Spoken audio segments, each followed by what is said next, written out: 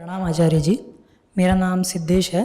मैं आईआईटी रुड़की से आर्किटेक्चर पढ़ रहा हूँ, सेकेंड ईयर। मेरा प्रश्न ऐसा है कि मुझे जीवन में साहस की कमी महसूस होती है। मन पर डर छाया रहता है। मैं जिन व्यक्तियों से अच्छे संबंध बनाना चाहता हूँ उनसे मैं खुलकर बात नहीं कर पाता। जैसे कोई गैदरिंग, मीटिंग या पार्टी टाइप भी हो तो उसमें मैं चुप चुप सा रहता हूँ, ज़्यादा इन्वॉल्व नहीं होता, ज़्यादा अपना प्रेजेंस नहीं दिखा पाता। तो ज़्यादा अपना प्रेजेंस नहीं दिखा पाता और इसका कारण मुझे ये लगता है कि जितना मैंने आत्मावलोकन किया है उसका कारण मुझे ये लगता है कि मैं कई बार अपने छोटे कद की वजह से हीन भावना महसूस करता हूँ। मेरा मतलब बहुत पहले से सपना था कि मैं आर्मी ज्वाइन करूँ और उसके लिए मतलब 10वीं में मैंने ये सोचा था कि एनडीए की प्रिपरेशन के लिए मैं एक आर्मी स्कूल में जाऊँगा, ज्वाइन करूँगा, पर हाइट क्राइटेरिया की वजह से मैं वो कर नहीं पाया। तो मैंने मतलब घंटों एक्सरसाइज किए, दवाइयाँ ली, बहुत नुस्खे भी अपनाए, पर कुछ फ़ायदा नहीं हुआ। फिर हताश होके फिर मेडिकल चेकअप भी करवाया तो उससे ये मतलब रिपोर्ट ऐसी है कि बोन डेवलपमेंट हो गया है, तो अभी कोई फ़ायदा नहीं है या फिर हाइट नहीं बढ़ेगी। तो मतलब मैं बहुत हताश हो गया था उसकी वजह से और काफ़ी रोया भी था। तो शायद मुझे ऐसा लगता है कि उस घटना की वजह से ये देह भाव मेरे अंदर काफ़ी गहरा भर गया है। और जैसे मैं ये भी पूछना चाहता था और मेरे इसके ऊपर 2 प्रश्न थे। पहला कि मैं इस देह भाव से कैसे निकलूं, और दूसरा कि जैसे मैं अपने आदर्शों को देखता हूँ, आपको देखता हूँ, विवेकानंद जी को देखता हूँ, तो जैसे तो मुझे ऐसा महसूस होता है कि मतलब मेरा ये प्रश्न ऐसा आता है कि क्या एक सुडौल शरीर, एक आटा कट्टा मतलब जैसे एक व्यक्तित्व होता है, क्या वो ऐसे प्रभावशाली व्यक्तित्व के लिए मतलब ज़रूरी है या फिर कुछ उसमें कंट्रीब्यूशन करता है? ऐसा नहीं है कि मैं आपके पास या विवेकानंद के पास आपका शरीर देख के आता हूँ, पर एक मन में ये हीन भावना अपने प्रति उठती है। तो मैं आपका इस विषय पे मार्गदर्शन चाहूँगा। मतलब मेरा बाय नेचर में इंट्रोवर्ट हूँ। मैं वैसे ही ज़्यादा लोगों से इंटरेक्ट करना मतलब मुझे इतना पसंद नहीं है, पर मैं ये चाहता हूँ कि अगर मैं किसी से बात करने की मतलब ना करने का सोच रहा हूँ या फिर ज़्यादा इन्वॉल्व ना होने की सोच रहा हूँ तो उसका कारण मेरा डर ना हो, मेरी खुद की कॉन्शियस चॉइस हो। तो मैं इस बात पर आपका मार्गदर्शन चाहूँगा।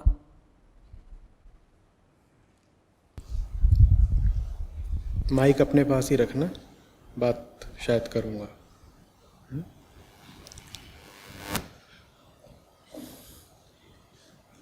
डर की बात करी और कद की बात करी, शरीर के कद की।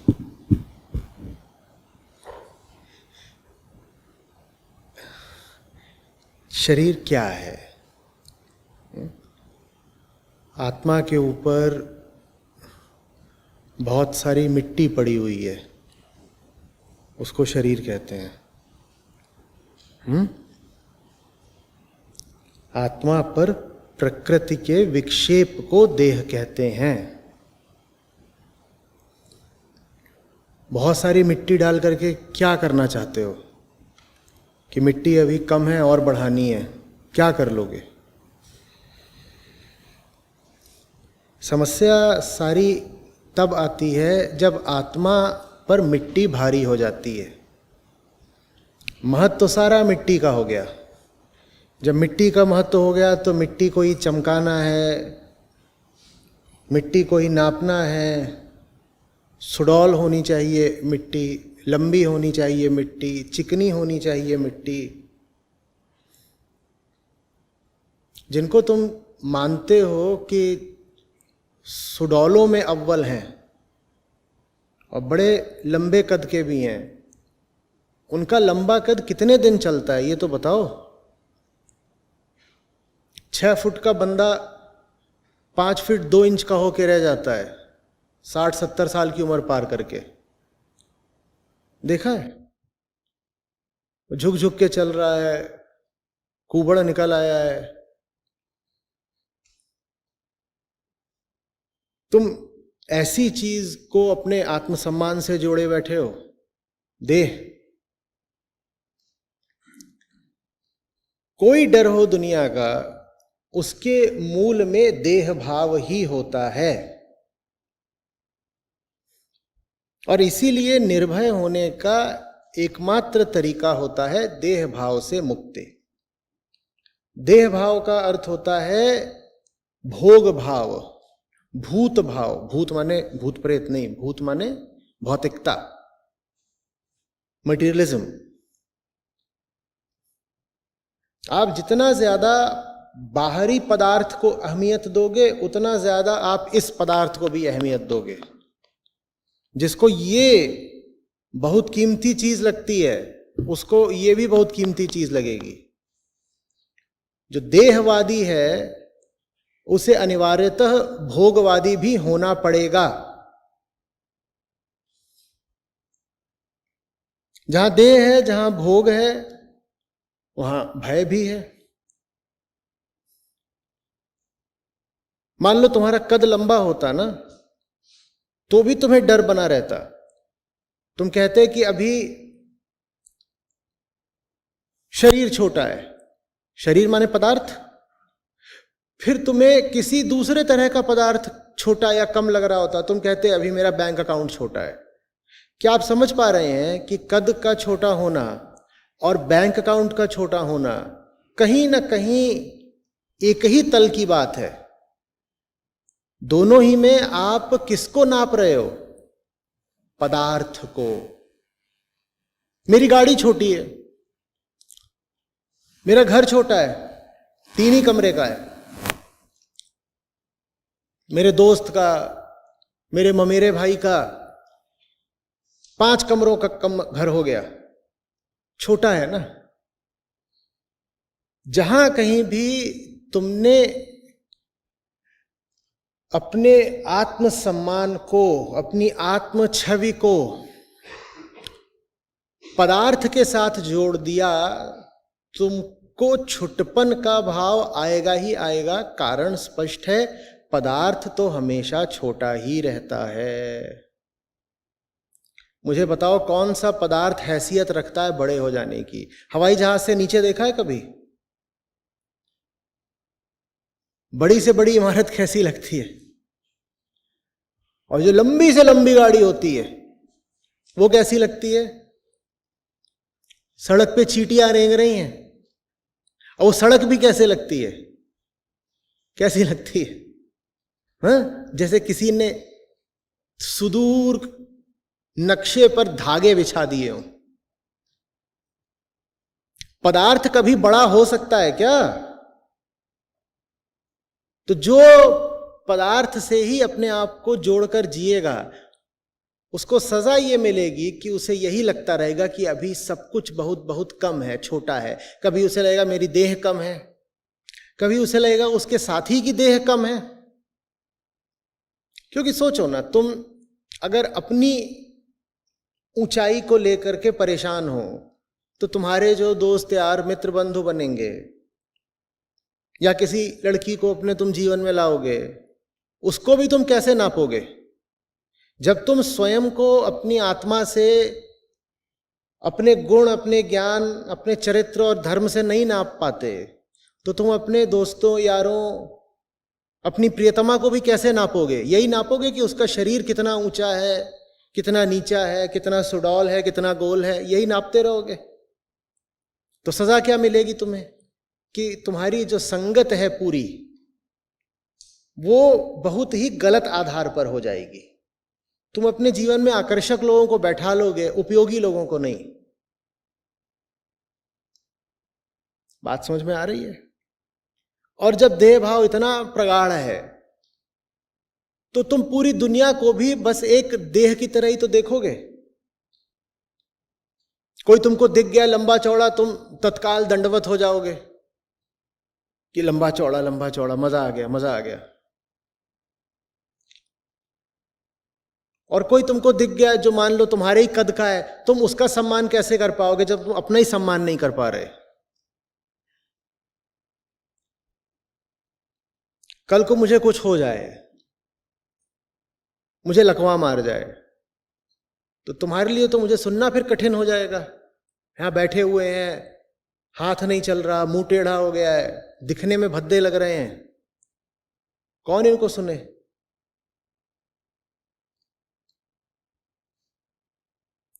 कुछ आ रही है बात समझ में? मिट्टी को इतना मोल नहीं दिया करते। प्रकृति ने सबको बस प्राकृतिक बनाया है। सुंदर और असुंदर का भेद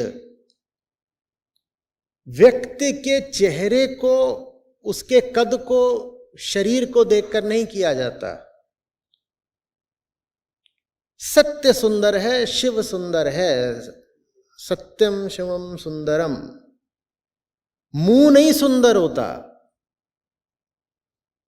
जो मुंह देख रहे हो बड़ा सुंदर है, मुंह में शिवत्व हो तो सौंदर्य होता है, और मुंह में शिवत्व नहीं है तो वो प्राकृतिक तौर पर आकर्षक तो हो सकता है, सुंदर नहीं हो सकता।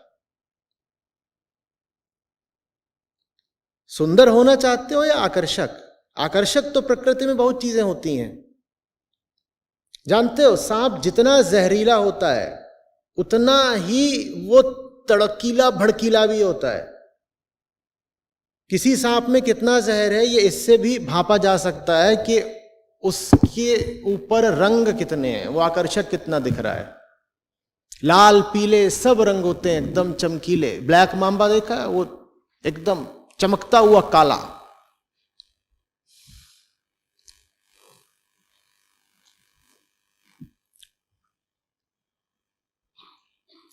आकर्षण पे मरना है या सौंदर्य के कदरदान हो?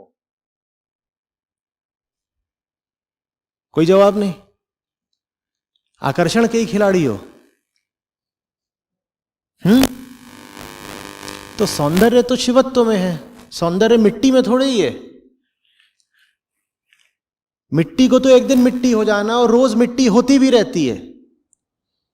इस मिट्टी की सफाई न करो, फिर देखो कि साधारण मिट्टी तो फिर भी बढ़िया होती है, अपना वो पड़ी हुई है, जमीन पर घास उगती है, साफ सुथरी मिट्टी है। ये जो मिट्टी है ये तो बड़ी जलील मिट्टी है, बदबूदार। तभी तो रोज नहाना पड़ता है। साफ सफाई शुचिता ना रखो तो कीड़े पड़ जाएं इस मिट्टी में। और तुम इस मिट्टी को लेके परेशान हो, कोई 6 फुट का है, अरे मैं पीछे रह गया। तुम पीछे भी कितने रह गए? 6 इंच पीछे रह गए, 8 इंच पीछे रह गए, करोगे क्या 6 इंच का? खपच्ची लगा लो, थोड़ा ऊंचा होकर चलने लगो। महिलाएं करती हैं, वो इतनी ऊंची ऊंची की पहनती हैं। मैं कहता हूं इनके दर्द नहीं हो रहा पांव में बेचारी, लेकिन उसको किसी ने बता दिया है। वो देखती हैं कि मिस यूनिवर्स वगैरह बनती है लंबी, तो कहती हमें भी लंबी होना है। तुम भी वैसे ही कर रहे हो।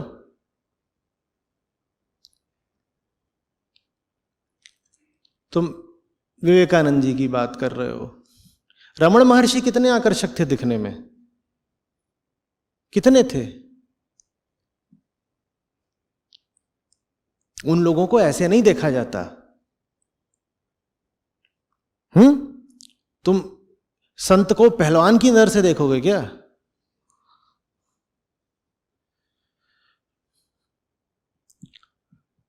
और दुनिया में ऐसे लोगों की कोई कमी रही है जिनका कद छोटा रहा है, काम बहुत बड़े रहे हैं? गांधी से लेके नेपोलियन तक ऐसे लोगों की कमी है। तो तुम किस बात को लेके इतने हैरान हो? और डरे तुम हमेशा रहोगे जब तक तुम आत्मा में जीना शुरू नहीं करते। क्योंकि आखिरी डर तो मौत का होता है। जो देह में जी रहा है वो जानता है कि देह मरती है, तो वो डरेगा, जरूर डरेगा, और उसको डराया जा सकता है।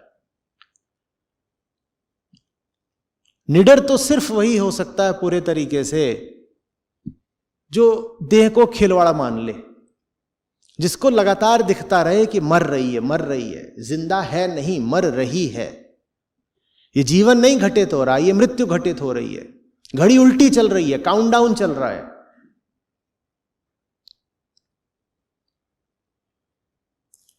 तुमने इसको इतनी हैसियत दे दी, ये चीज क्या है? और ये चीज न सिर्फ क्षुद्र है बल्कि धोखेबाज है। कोई भरोसा नहीं, आप यहां पर बैठे हुए हो, 500-700 लोग, 2-4 को कैंसर हो, उनको पता भी ना हो। ये इतनी धोखेबाज चीज है, तुम इसको दिल से लगाए बैठे हो। ऐसी बेवफा चीज के साथ तुमने इतना नाता जोड़ दिया। ये तो बहुत संभावना है कि तुमको बताए बिना एक दिन विदा हो जाएगी। ये तो छोड़ो कि किसी और को नहीं पता चल, तुम्हें नहीं पता चले, सोते सोते मर गए। दुनिया के कितने लोग सोते ही सोते मर जाते हैं। ये इतनी बेवफा चीज है, गायब।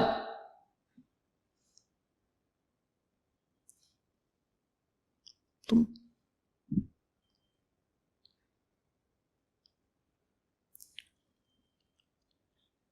कबीर साहब का है, उड़ जाएगा हंस अकेला, गाना आज खूब जोर जोर से गाना, और उसमें वो बड़ा सजीव विवरण देते हैं कि जब मरते हो तो क्या होता है। जब देह जाती है ना, फूंक दियो जस होरी, जैसे होली जलाई जाती है वैसे इसको जला देते हैं, और कोई इसके पास नहीं रुकना चाहता। जिनको तुम अपना बहुत प्यारा मानते थे क्योंकि उनसे देह का ही रिश्ता था, जिनसे तुम्हारा देह का रिश्ता होता है वही तुम्हारी देह को ले जाते हैं और कहीं पे जाकर के फूंक आते हैं। तो कहते हैं कि 4 दिन तक भाई रोता है, 13 दिन तक पत्नी रोती है और 6 मास तक मां रोती है। उसके बाद कोई रोता भी नहीं तुम्हारी देह के लिए।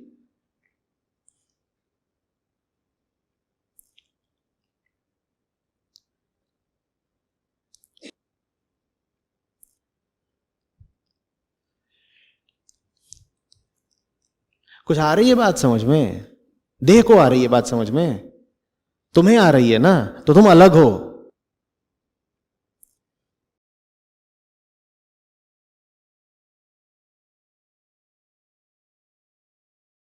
आचार्य जी मतलब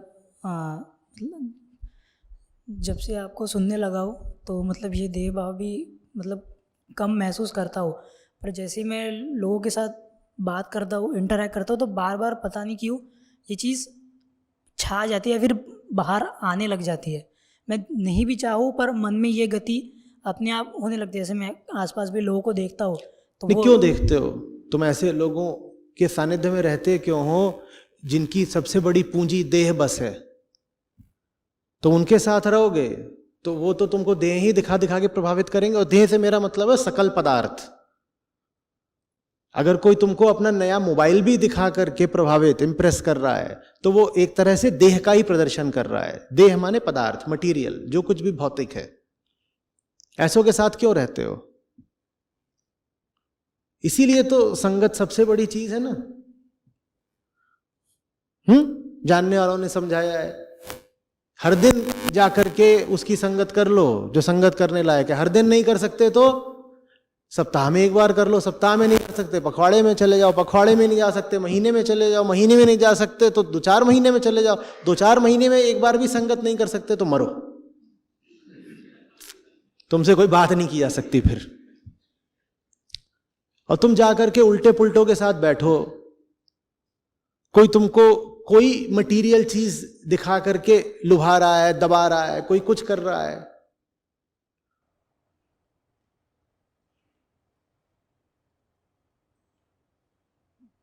तो आचार्य जी मैं ये पूछना चाहता हूँ कि मैं व्यावहारिक तौर पे कैसे इस देहभाव का खंडन करूँ और इससे बाहर निकल पाऊँ? मतलब मैं क्या प्रैक्टिकल स्टेप्स लूँ इसके लिए? देह को छोटा जानना सीखो। देह को तुम जितना छोटा करते जाओगे, छोटा महत्व में, उतना वो फिर तुम्हारे लिए कम अर्थ रखेगी। जितना तुम देह को अपने लिए बड़ा करते जाओगे महत्व में, उतना तुम्हें देह देह देह देह यही लगता रहेगा। देह बोले सोना है, तुम जानते हो अभी उठना जरूरी है, उठ जाओ। देह बोले मुझे सजाओ सजाओ सवारो ये करो, तुम बोलो चुप, मुंह धो कंघी करो आगे बढ़ो।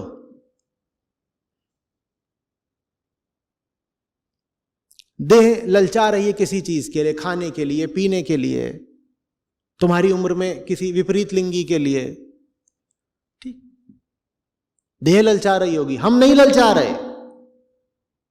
अपने आप को देह से भिन्न घोषित करना शुरू करो, देह को सुनाओ, देह को जताओ, तू मैं नहीं है, मैं तुझसे भिन्न हूं, तू अलग मैं अलग। हमारा तुम्हारा साथ है, एकत्व तो नहीं है। किसी के साथ रहना एक बात है और उससे अभिन्न हो जाना बिल्कुल दूसरी बात है ना। हम भिन्न हैं। एक अन्यता का भाव स्थापित करो। अनन्यता सिर्फ आत्मा के साथ होनी चाहिए। वो मैं हूं, उससे अनन्य हूं। अनन्य माने अलग नहीं, वो मैं हूं आत्मा। बाकी तो सब अन्य हैं, पराये हैं।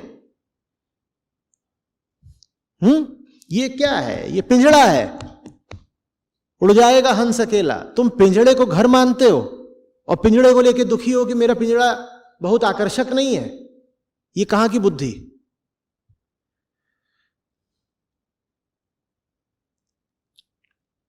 तुम वो नहीं हो जो तुम दिख रहे हो। यहां कुछ भी वो नहीं है जैसा वो दिखता है। आंखें दिखाती नहीं है, छुपाती हैं। इंद्रियों का काम सत्य का प्रदर्शन नहीं होता, इंद्रियों का काम होता है सत्य पर आवरण डालना। ये सांसारिक और आध्यात्मिक बुद्धि का भेद होता है। संसारी सोचता है आंखें दिखाती हैं, आध्यात्मिक आदमी जानता है आंखें छुपाती हैं। समझ में आ रही है बात? हाँ, होगा कोई 5.5 फीट का, वो तुम नहीं हो, वो कोई और है। तुम जो हो उसका कोई कद नहीं होता, तुम जो हो उसका कोई नाम नहीं होता, उसे नापा नहीं जा सकता, उसकी तुलना नहीं की जा सकती। किससे उसकी तुलना करोगे? तुम अद्वैत हो, तुम्हारे अतिरिक्त कोई दूसरा है ही नहीं। तुलना कहां करने जाओगे?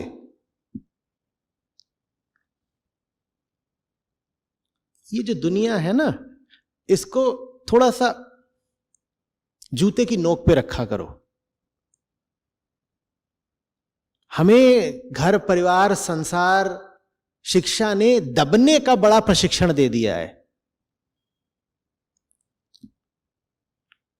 सर जो झुकना चाहिए ना, वो सिर्फ सच्चाई के सामने झुकना चाहिए। दुनिया में ऐसा कुछ नहीं है कि जी जी करते फिरो और तलवे चाट रहे हो। मैं नहीं कह रहा कि बड़बोले हो जाओ और धौंस जमाओ, पर जो चीज जिस हैसियत की है उसको तो जानोगे ना। या मल को कमल बना लोगे और सूंघने लगोगे कि फूल तो है। ये मल है ये दुनिया, ठीक है, इससे काम चलाऊ रिश्ता रखना है, लेकिन इसको सर पे नहीं चढ़ा लेना है। जब भी लगे कि कोई भी चीज दुनिया की बहुत सर पे चढ़ रही है, ऐसे करो, श्रग इट ऑफ। एक सीमा होनी चाहिए, लक्ष्मण रेखा, थ्रेशोल्ड, कट ऑफ। इससे ज्यादा हम किसी को भाव देते ही नहीं है। तुम होगे कहीं के बादशाह, सर पे थोड़ी तुम्हें बैठा लेंगे। और ये बात इसको भी बोलनी है। ये बोल रही है सर दर्द हो रहा है, सर दर्द हो रहा है, बुखार हो रहा है, घुटने में दर्द हो रहा है, तो बादशाह थोड़ी बना लेना इसको। चल, घुटने में दर्द हो रहा है, दौड़ लगा। किसको बोला करो? इसको, चल दौड़, घुटने में दर्द हो रहा है। जब जलेगा घुटना तब नहीं दर्द होगा। तब अपने ही आकर के डंडा लेके सर फोड़ते हैं, तब नहीं दर्द होगा। घुटने में दर्द हो रहा है, उठ।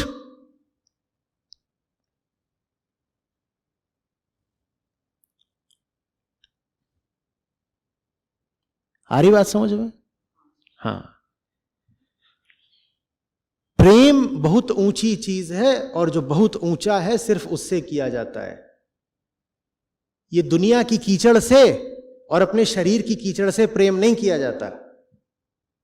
इनके साथ बस उपयोगिता का रिश्ता रखा जाता है। ये अगर उपयोगी हैं तो इनसे एक संबंध रख लिया, और उपयोगिता भी इनकी किस दिशा में हो सकती है? मात्र कि ये तुमको जो उच्चतम है उस तक लेकर जाए। इसको सहलाने के लिए नहीं है जिंदगी की, इसको बैठ के एलोवेरा मल रहे हैं। पैदा काय के लिए हुए थे? फेशियल कराने के लिए, हैं?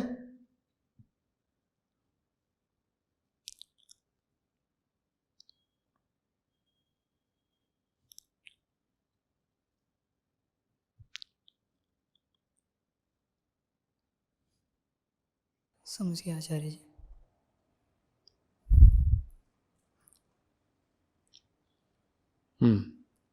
धन्यवाद।